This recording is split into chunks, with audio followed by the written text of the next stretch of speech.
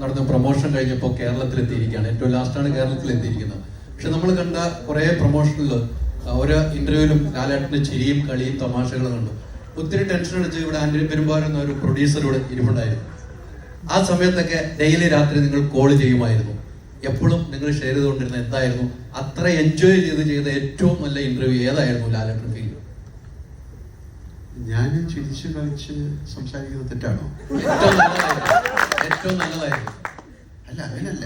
നമുക്ക് ഈ അതിനൊരു ഏറ്റവും ജനിത വെബിലി സോറോസ് ഹാപ്പിനെസ്, എല്ലാ സങ്കടത്തിൻ്റെയും മുകളിൽ നിൽക്കുന്ന സന്തോഷം.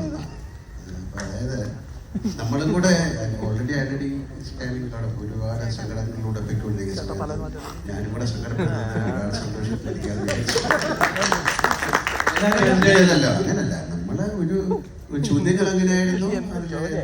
ഒരു വ്യത്യസ്തമായ കാര്യങ്ങളായിരുന്നു. പിന്നെ നമുക്കൊരു 10-12 ഇന്റർവ്യൂ കഴിയുമ്പോഴത്തേക്ക് ഒരു ഡിസോറിയന്റ് നമ്മൾ എന്താ പറയുന്നതെന്ന് അറിയാൻ പറ്റും. ചില തമാശകൾ പറഞ്ഞുള്ളൂ. കാര്യം പിന്നെ സന്തോഷിക്കാതിരിക്കാനുള്ള കാരണങ്ങളൊന്നുമില്ലായിരുന്നു സിനിമയെ സംബന്ധിച്ച്. ബാക്കി വേറെ കാര്യങ്ങളൊക്കെ ഉണ്ടാകും.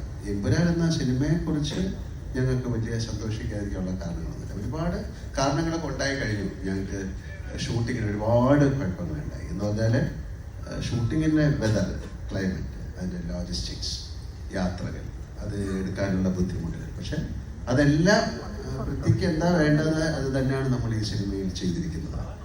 ഇപ്പോൾ എന്താ പറയേണ്ട, ഒരു ഞങ്ങളുടെ യൂണിറ്റ് 300, 400, 500 പേരൊക്കെയുള്ള യൂണിറ്റ് ഉണ്ടായിരുന്നു. അവരെ ലഡാക്കിലേക്ക് കൊണ്ടുപോവുക, അങ്ങനെയൊക്കെ ഒരുപാട് കാര്യങ്ങളുണ്ട്. അതൊന്നും ഇപ്പൊ പെട്ടെന്ന് പറയേണ്ട കാര്യമില്ല. നമുക്ക് വളരെ സന്തോഷമായിട്ടിരിക്കാം. മൈലണ്ണ ലാലേട്ടാ